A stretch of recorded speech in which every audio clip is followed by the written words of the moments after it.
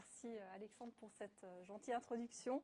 C'est vrai qu'on a vécu une période où il n'y avait pas de possibilité de préserver la fertilité et dans les dernières décennies, le développement de cette nouvelle discipline qui est celle de la préservation de la fertilité, l'oncofertilité, et qui a été rendue possible par, je vous ai mis cette illustration ici, d'une boule de neige ou boule de glace, qui a été rendue possible par une nouvelle technique qui s'appelle la vitrification ovocytaire, c'est-à-dire la possibilité de congeler des ovocytes. C'était possible auparavant par une technique qui s'appelait la congélation lente, mais les taux de survie des ovocytes à la décongélation étaient à peu près de 50%, donc avec des résultats qui étaient vraiment pas extraordinaires. Et depuis les années 2010, avec l'avènement de la vitrification, on a des taux de survie de ces ovocytes après congélation qui surpassent les 90%, voire 95%. Et donc c'est pour ça que c'est devenu possible et efficace.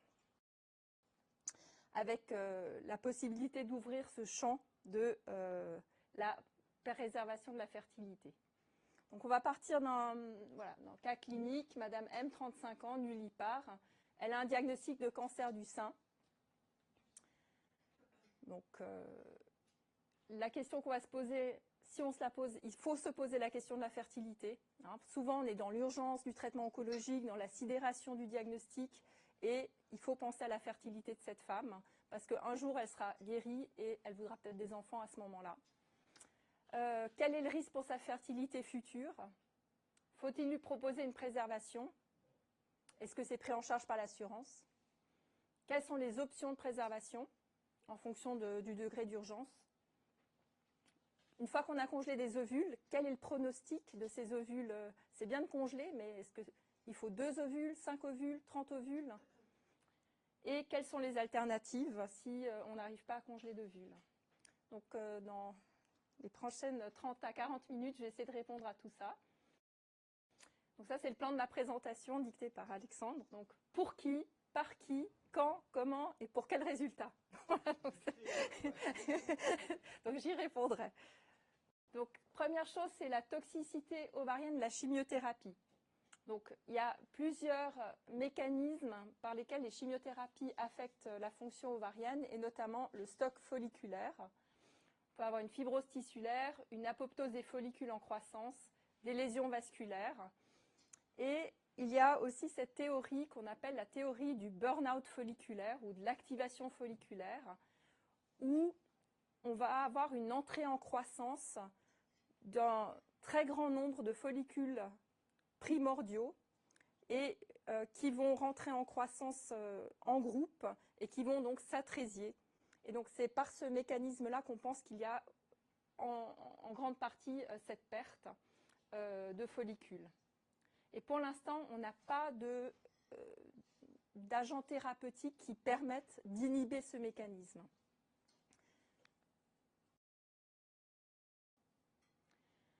Donc, comment est-ce qu'on peut prédire la fonction ovarienne après un traitement chimiothérapeutique? C'est très compliqué parce que ça va dépendre de l'âge de la patiente, ça va dépendre de son stock folliculaire qui peut être très variable d'une personne à l'autre. Ça va dépendre du nombre de cycles de chimiothérapie, des agents chimiothérapeutiques, de la sensibilité individuelle de la patiente. Donc pour une même patiente, on aura du mal à prédire si elle va se retrouver sur une réserve ovarienne ici, là, là, là ou là. Et puis, réserve ovarienne ne veut pas forcément dire fertilité. Pour complexifier le tout, la plupart des études sur l'effet des agents chimiothérapeutiques sur la fonction ovarienne étudient l'aménorrhée. Voilà, l'aménorrhée, c'est vraiment l'arrêt définitif des menstruations. Ça ne veut pas dire que les autres ont une fertilité qui est vraiment préservée. Ce n'est pas parce qu'on n'a pas d'aménorrhée qu'on a une fertilité normale. Donc, un des marqueurs biologiques qui permet de prédire une aménorrhée post-chimiothérapie, c'est l'hormone antimullérienne. Donc, cette glycoprotéine qui est sécrétée par les follicules en croissance et qui est indépendante du cycle. Et on sait qu'une hormone antimullérienne en dessous d'un seuil de 5 picomoles par litre est associé avec un likelihood ratio de 7 d'avoir une aménorrhée post-chimiothérapie. Donc ça, c'est le dosage de l'hormone antimullérienne avant de faire une chimiothérapie. C'est quelque chose qu'on propose et qui va aussi déterminer ce qu'on va utiliser comme stimulation pour la stimulation hormonale pour congeler des ovules. Le deuxième facteur, c'est l'âge. Grosso modo, une patiente de moins de 30 ans a peu de risque d'être en aménorrhée après une chimiothérapie pour le cancer du sein. Après 40 ans, la très grande majorité des patientes seront en aménorrhée après une chimiothérapie pour cancer du sein. Et en 30 et 40 ans, ben, c'est entre 30 et 80%, ce qui est un peu compliqué. Et donc, il y a un risque réel d'être en aménorrhée et infertile après une chimiothérapie. Donc ça, c'est valable pour le cancer du sein. Hein, voilà. L'autre chose qu'on voit, c'est que au niveau des marqueurs, ben, on a le cycle menstruel. Le premier signe qu'on voit chez les patientes, ça va être un raccourcissement des cycles menstruels, qui sont des signes de dysfonction. La deuxième étape, ça va être des cycles irréguliers, voire une aménorrhée qui peut signer une insuffisance ovarienne prématurée. Dans les marqueurs biologiques, on voit que avant la chimiothérapie et après la chimiothérapie, la FSH va augmenter de façon importante, voire doubler, même si les patientes ont des cycles menstruels réguliers. Le compte folliculaire antral, hein, ce compte des follicules de 2 à 9 mm qu'on fait par voie vaginale de façon échographique, on voit que si une patiente en moyenne a 16 follicules avant chimiothérapie, ben, ça diminue de moitié post-chimiothérapie, et ça de façon définitive.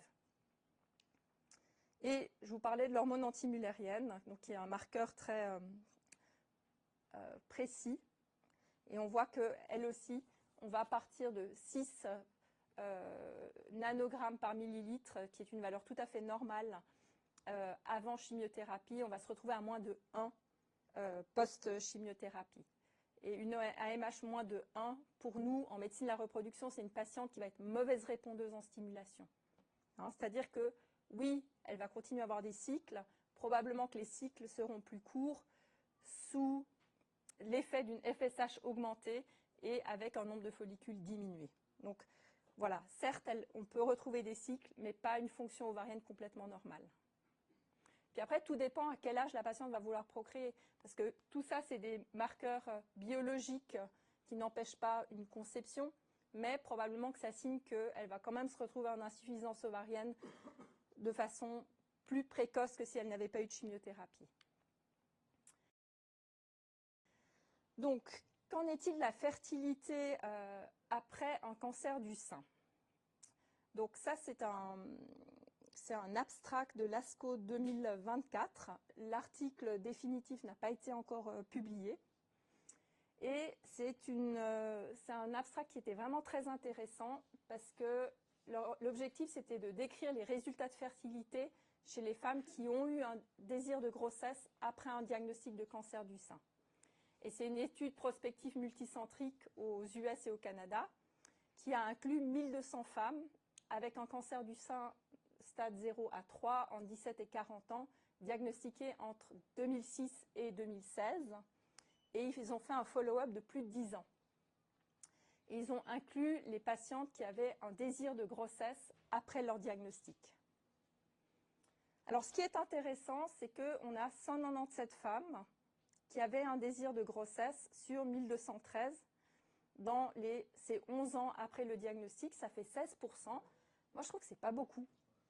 C'est des femmes qui avaient en moyenne 32 ans. Donc la question qu'on peut se poser, c'est déjà pourquoi ces femmes n'essayent pas d'être enceintes après ce cancer du sein. Donc le cancer du sein, probablement que c'est un événement de vie qui affecte déjà fortement le désir d'enfant. Et ce que nous, on voit en consultation, c'est qu'il y a encore beaucoup de femmes qui ont peur que la grossesse provoque une récidive ou que, voilà. Donc, il y a cette peur des hormones. Donc, ça, c'est le premier message, c'est on n'a pas tant de femmes que ça qui essayent après.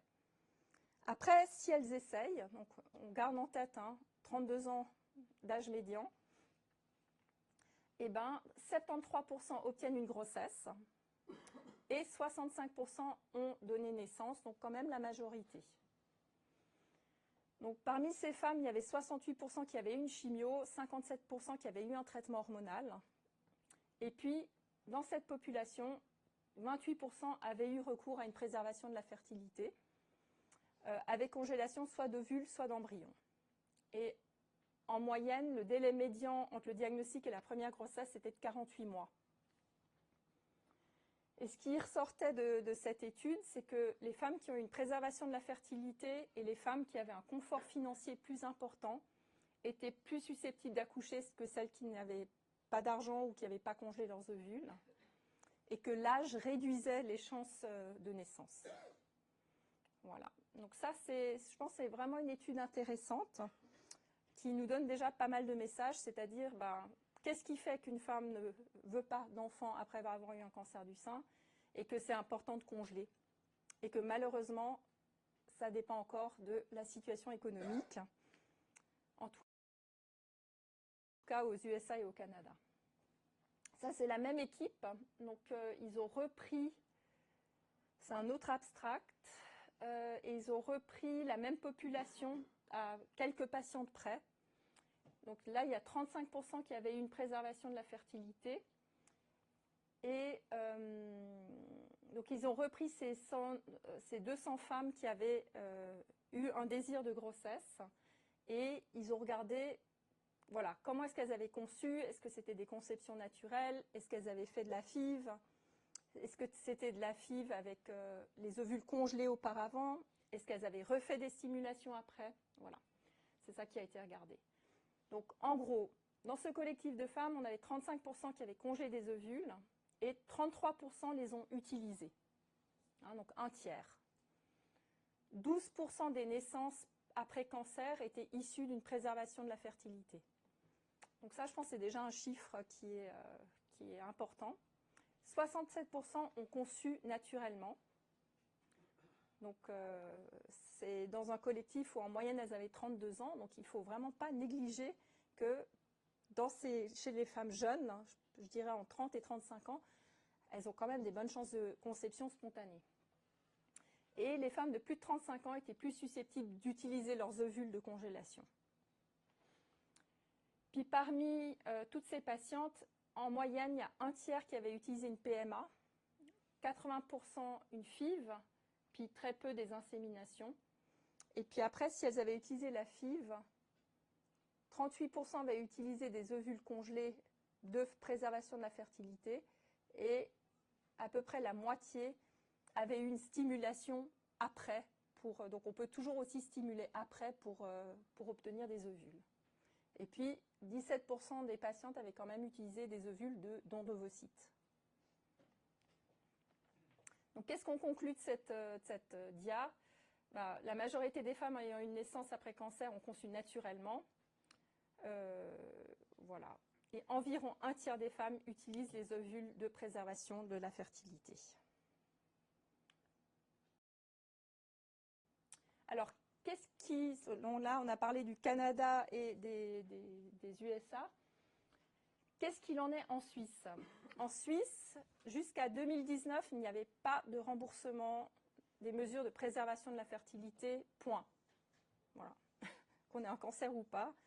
En 2019, il y a eu un changement et maintenant c'est remboursé sous certaines conditions.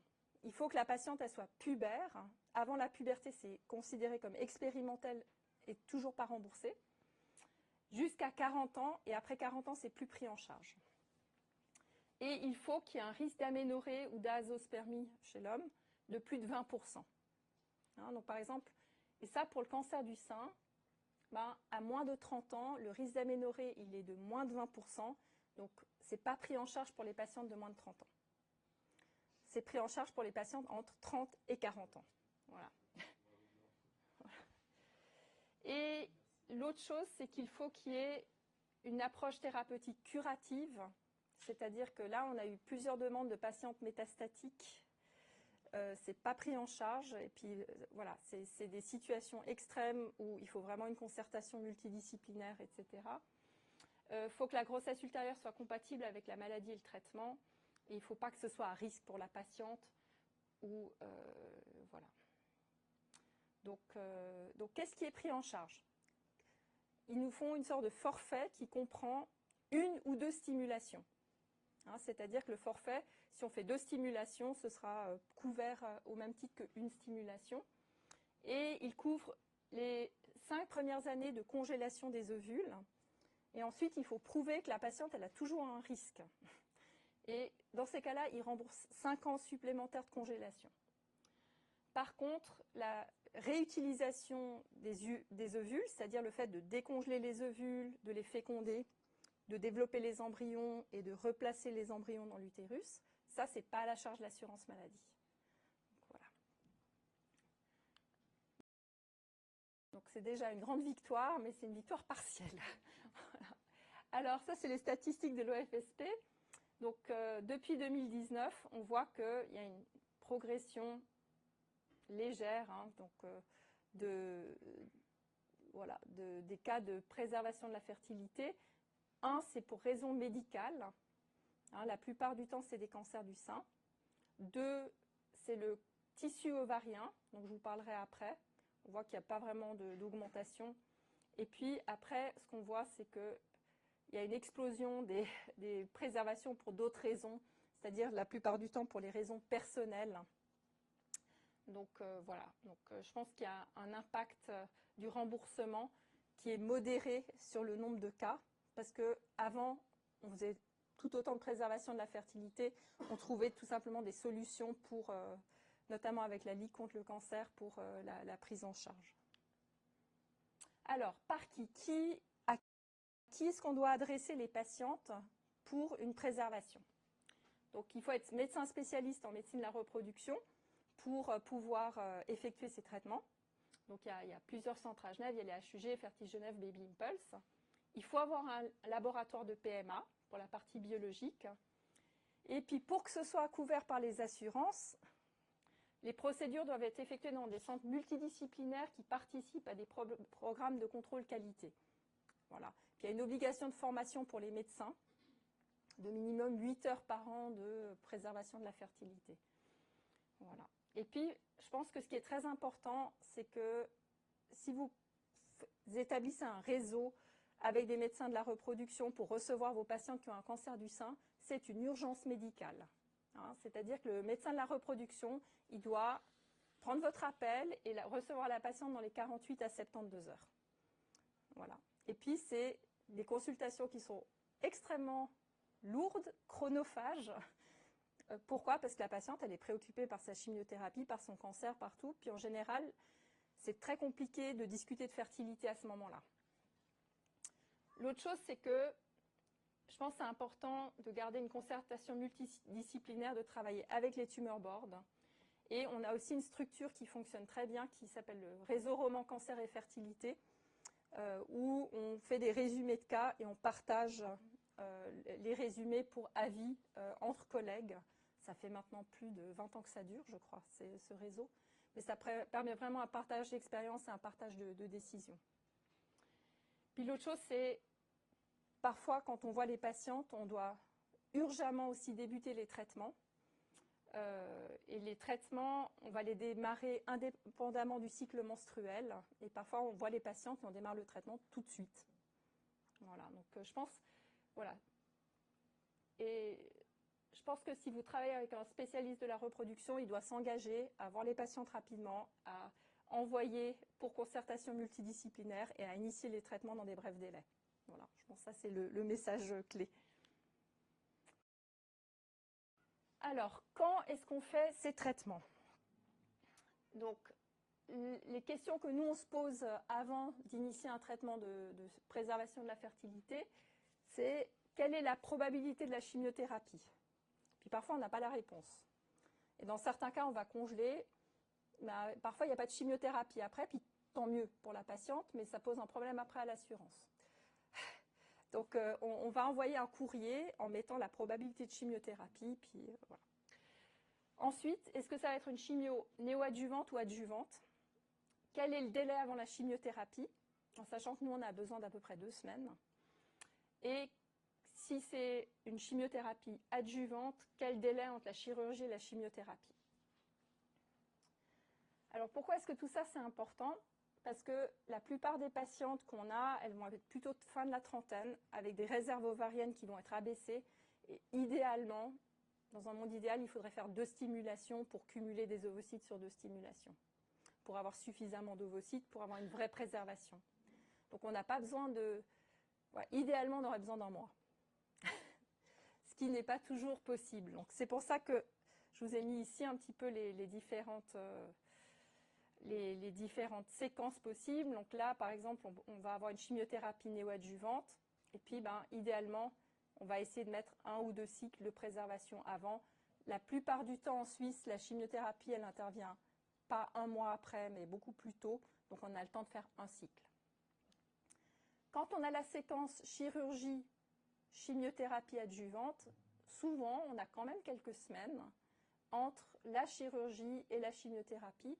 Et dans ce cas-là, si on initie les choses rapidement, on arrive à faire 2 cycles.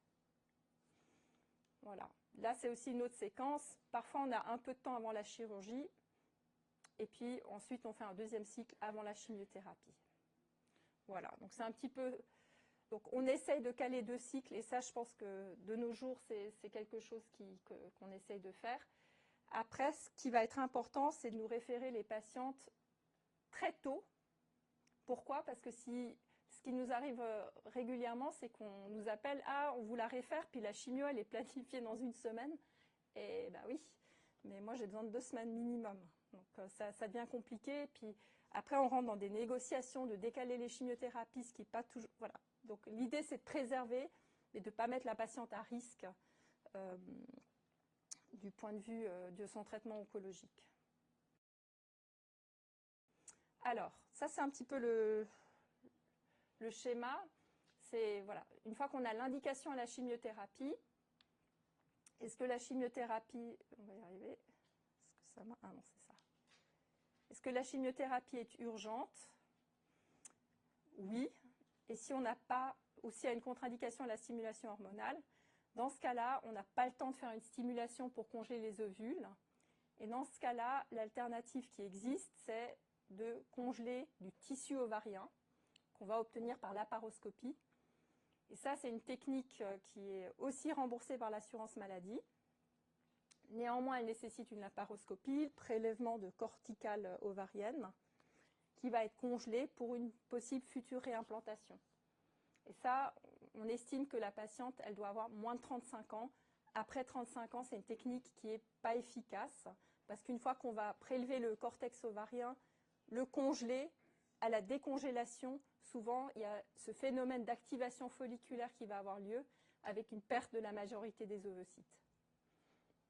Après, si l'oncologue nous autorise un délai avant chimiothérapie, on va faire une stimulation ovarienne avec couverture par anti-aromatase et vitrification ovocytaire. Puis après, il y a les situations où la patiente n'aura pas de chimiothérapie, mais elle a une indication à une prise de tamoxifène ou d'anti-aromatase pendant 5 à 10 ans. Et dans ce cas-là, la maternité va être repoussée à un âge où la patiente a un risque d'infertilité naturelle beaucoup plus élevé. Et dans ce cas-là, on propose aussi une congélation qui, elle, ne sera pas à la charge de l'assurance maladie.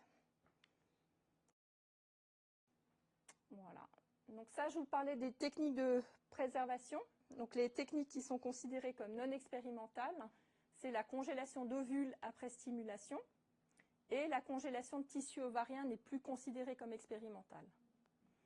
Par contre, les techniques comme la maturation in vitro, la maturation in vitro, c'est une idée extrêmement séduisante d'aller prélever les ovocytes par une ponction des ovocytes qui ne sont pas stimulés, puis de les faire maturer en laboratoire à l'aide de FSH et de LH, et de les congeler une fois que c'est maturé. On se dirait, c'est génial, parce que la patiente, elle ne doit pas faire ses 2 semaines de stimulation, mais c'est une technique qui n'a pas fait ses preuves, qui est clairement moins efficace que nos stimulations, et qui a été un petit peu, ça a été très à la mode à un moment donné, puis on n'a jamais réussi à obtenir les mêmes résultats. Donc, en Suisse, il n'y a aucun centre qui propose de maturation in vitro. Alors, comme je vous le disais en préambule, la cryoconservation ovocytaire, c'est une technique. Les ovocytes vitrifiés de nos jours, ils ont les mêmes chances que des ovocytes frais. Donc, du point de vue technique, la technique a extrêmement bien évolué avec vraiment pas de perte de chance quand on congèle les ovules. La stimulation ovarienne, alors comment est-ce que ça... Je ne vais pas vous faire un cours de FIV pendant 1 heure, mais quelles sont les étapes? L'idée, c'est qu'on a des follicules anthro, qui ont donc un petit antre liquidien, qui ont des récepteurs à la FSH et la LH. Et normalement, dans ces follicules anthro, il y en a un qui va devenir dominant et les autres vont s'atrésier. Et nous, avec notre stimulation, avec la FSH et la LH, on va empêcher le phénomène de dominance. Et ils vont tous croître en même temps. Ensuite, on va déclencher l'ovulation et prélever ponctionner ces follicules pour obtenir les ovules matures à l'aide, voilà, donc on utilise une sonde par voie vaginale avec un guide et une aiguille et on va aspirer le liquide folliculaire. Les ovocytes sont ensuite décoronisés au laboratoire et vitrifiés dans de l'azote liquide. Le problème de cette stimulation, c'est que quand vous avez plus qu'un follicule, quand vous en avez 10 à 15, vous avez aussi 10 à 15 fois les concentrations d'estradiol. Puis que dans les cancers hormonodépendants, c'est quelque chose qui faisait vraiment très peur, hein, avec peur que ça puisse stimuler la croissance tumorale ou les récidives. Alors, comment est-ce qu'on adapte les stimulations ovariennes dans le contexte de préservation pour un cancer du sein? Donc, on utilise des protocoles antagonistes. Ces protocoles antagonistes, c'est des protocoles qui font moins d'hyperstimulation ovarienne et moins de complications. Ils font aussi moins de thrombose, donc c'est plus safe. On a des protocoles qu'on appelle random start, c'est-à-dire qu'au lieu d'attendre les menstruations de la patiente et de commencer en phase folliculaire, on commence le jour même. Et au fait, ça marche très bien. Parce que la phase folliculaire ou la phase lutéale, c'est utile pour le transfert d'embryon, mais pas pour la stimulation. Donc, dans les cas de préservation, il n'y a pas de transfert d'embryon, donc on peut stimuler n'importe quand. Hein, c'est-à-dire que votre patiente, on peut commencer la stimulation le jour même. On utilise des anti-aromatases. Pourquoi? Pour justement empêcher cette croissance, cette augmentation de l'estradiolémie. Et ça, c'est quelque chose de très intéressant. On peut faire croître et maturer des follicules en maintenant des taux d'estradiol bas, sans que ça n'altère la qualité ovocytaire. L'autre chose, c'est qu'on peut déclencher à l'agoniste de la GnRH. C'est une façon de déclencher qui fait un pic LH très court et qui évite toutes les hyperstimulations ovariennes. Parce qu'il n'y a rien de pire. On veut stimuler pour obtenir beaucoup d'ovules, mais on ne veut pas que notre patiente elle soit hospitalisée 2 mois pour une hyperstimulation en devant repousser la chimiothérapie. Donc là, on peut éviter. On a des protocoles qui permettent d'éviter l'hyperstimulation. Et puis, il y a ces protocoles qu'on appelle duo-stim ou double stimulation. On va pouvoir enchaîner 2 stimulations avec un délai entre 2 et 5 jours entre la ponction et l'initiation de la 2e stimulation. Bon, ça, c'est un petit peu un exemple de stimulation.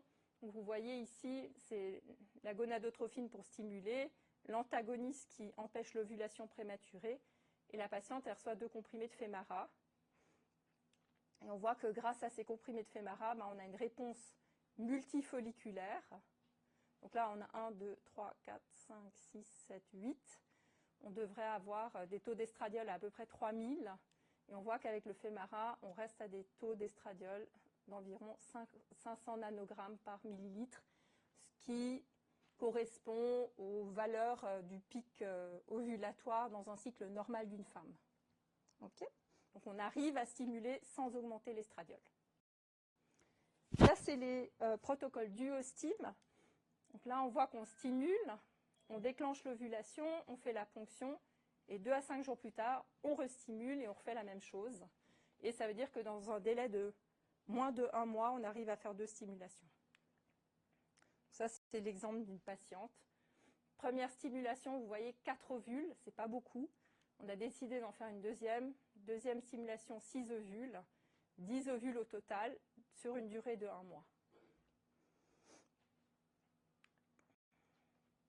Alors la réponse à la stimulation, la question c'est est-ce que la réponse à la stimulation elle est moins bonne quand on donne des anti-aromatases, parce que sinon on se tire une balle dans le pied. C'est pas le cas. Les anti-aromatases n'ont pas vraiment d'impact sur le nombre d'ovules obtenus. Et on voit qu'en moyenne, avec les anti-aromatases, on a un taux d'estradiol moyen de 400 picogrammes par ml, ce qui est à peu près ce qu'on retrouve dans le cycle menstruel normal.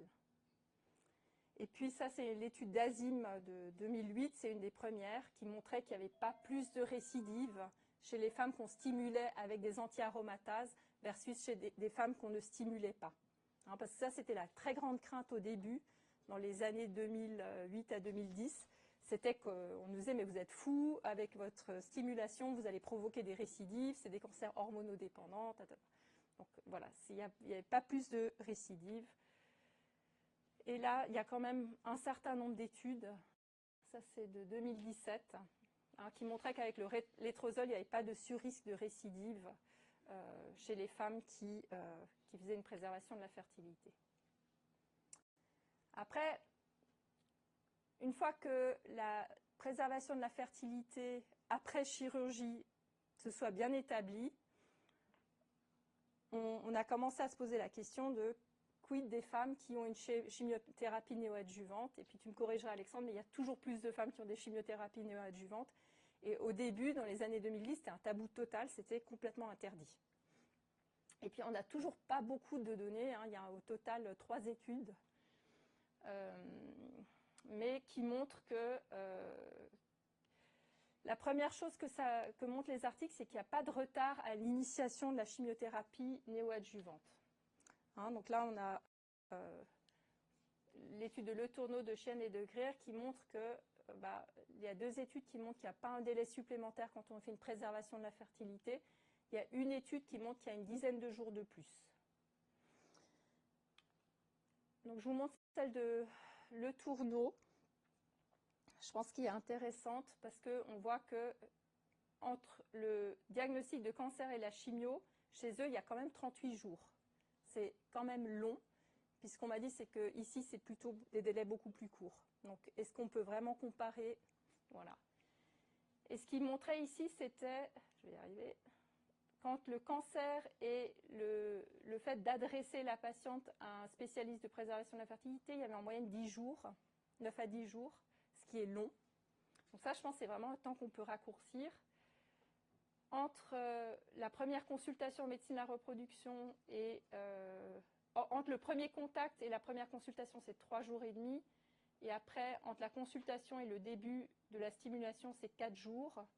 Et ensuite, la durée de la stimulation, c'est 12 jours. Voilà. Et après, la chimio, elle est faite encore 8 jours après. Donc c'est pour ça que je vous disais, il faut vraiment fonctionner en réseau. Tous ces délais, ils peuvent vraiment être raccourcis si on a le bon réseau et qu'on est réactif.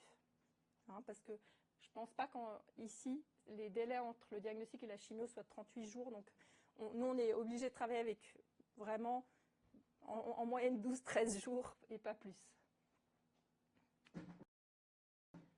Puis donc ça, c'est la seule étude de Chienne qui montrait que entre les femmes qui avaient eu une stimulation avant chimio néoadjuvante versus des témoins qui n'en avaient pas eu, qu'il n'y avait pas de différence de récidive ou de décès. Mais bon, c'est une étude. Hein. Voilà, je vous parle très brièvement de la cryoconservation de tissu ovarien. Donc ça, c'est pour les femmes.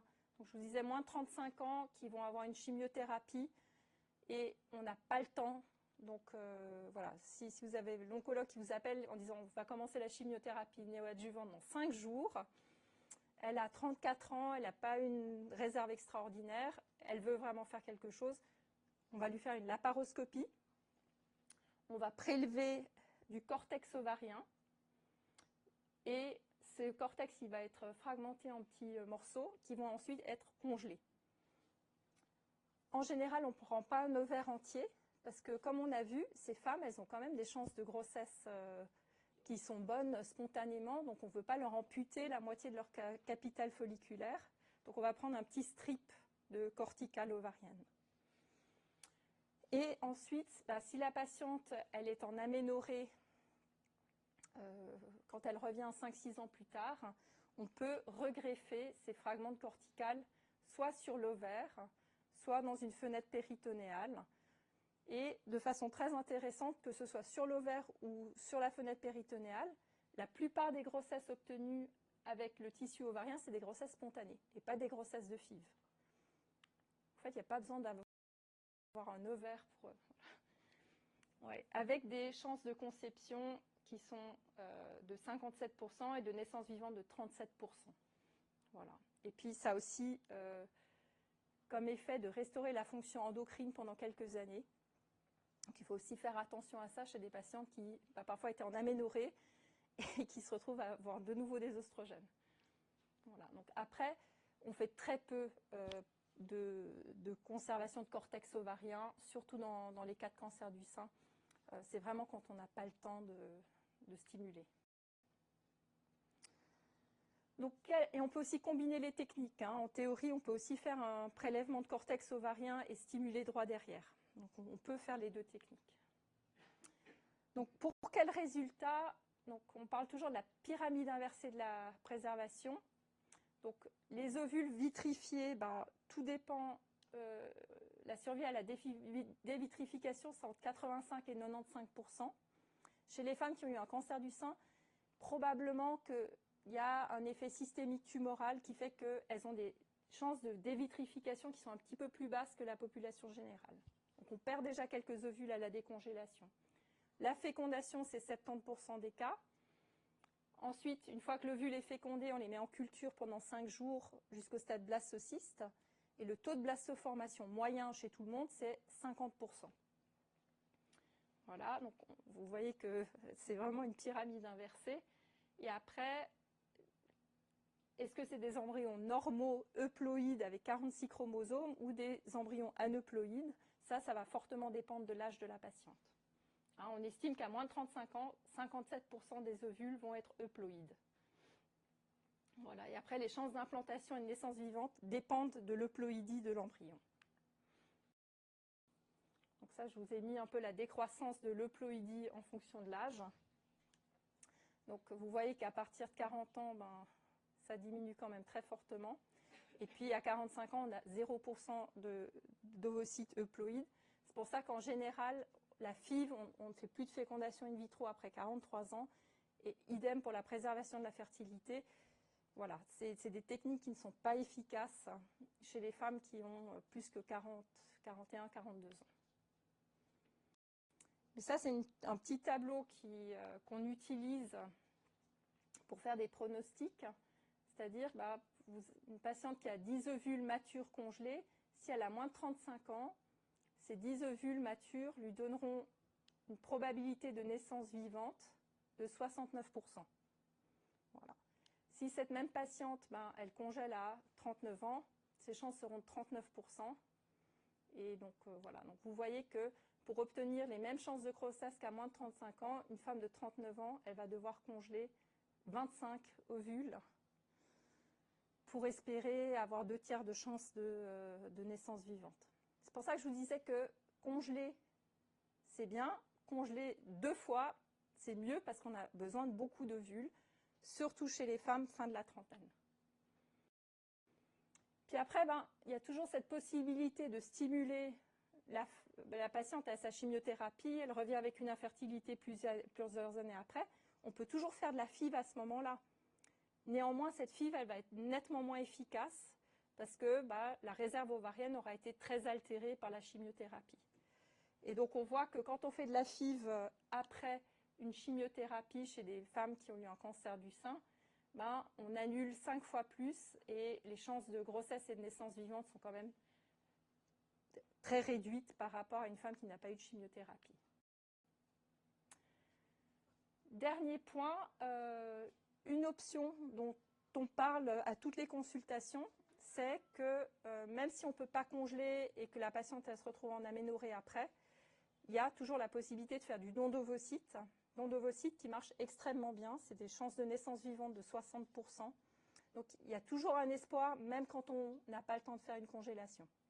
Hein, donc c'est typiquement la patiente de 39 ans, on doit faire une chimiothérapie néoadjuvante, on n'a pas le temps, et puis on ne va pas lui faire un cortex ovarien parce que c'est inefficace à son âge. Et chez cette patiente-là, on va parler de la possibilité du don d'ovocytes, qui est interdite en Suisse pour l'instant, mais il y a actuellement un projet de l'autoriser d'ici à peu près à 2027. Donc il y a des vraies négociations concrètes sur le changement de la loi. Donc je pense que ça aussi, ça représente un espoir d'être parent pour les patients après cancer. Donc en conclusion, c'est difficile de prédire la fertilité future et l'impact sur la réserve ovarienne. On ne peut pas le faire de façon individuelle. Donc moi, je garde ce moins de 30 ans, peu de risque, plus de 40 ans, risque très important, et entre deux, un risque qui est difficile à estimer, mais de plus de 20%. Donc on propose une préservation, en tout cas, entre 30 et 40 ans. Après, si une patiente de moins de 30 ans veut faire une préservation, on va la faire. Elle sera néanmoins pas à la charge de l'assurance. Il faut référer les patientes en consultation de préservation chez un spécialiste de médecine de la reproduction. C'est une urgence. Comme je vous ai mis dans l'étude de Le Tourneau, il faut diminuer ces délais. Et souvent, on voit qu'on aurait eu le temps de faire une préservation si on avait vu la patiente d'emblée. Hein, donc il faut l'avoir dans les 48-72 heures. Stimulation possible immédiatement et on a besoin d'à peu près 10 à 14 jours pour la stimulation. Souvent, 2 stimulations sont nécessaires si le temps le permet. Et puis, c'est pris en charge par l'assurance à raison de 2 stimulations avec les frais de congélation. La FIV n'est pas remboursée avec réutilisation de ses ovules. Voilà. Et s'il y a une urgence à débuter la chimiothérapie néoadjuvante et qu'on ne nous accorde pas le temps de faire la stim, on peut faire du cortex ovarien chez les patients de... c'est moins, il y a une erreur, moins de 35 ans. Voilà. Et si la patiente se retrouve en aménorrhée avec une infertilité, on va regreffer du cortex ovarien. Puis certaines patientes n'ont pas le courage de faire tout ça. Elles ont déjà un diagnostic de cancer avec chimio, chirurgie. Faire encore 2 semaines de traitement hormonal avec encore une chirurgie et une anesthésie, parfois c'est trop pour elles. Donc il faut aussi leur dire que si elles ont moins de 35 ans, il y a des chances de grossesse spontanée, qu'on pourra toujours faire une FIV à ce moment-là, et que si elles sont en aménorrhée, il y a toujours le don d'ovocytes qui permet quand même d'être parent. Hein, donc il y a d'autres solutions que la préservation aussi. Voilà. Merci pour votre attention.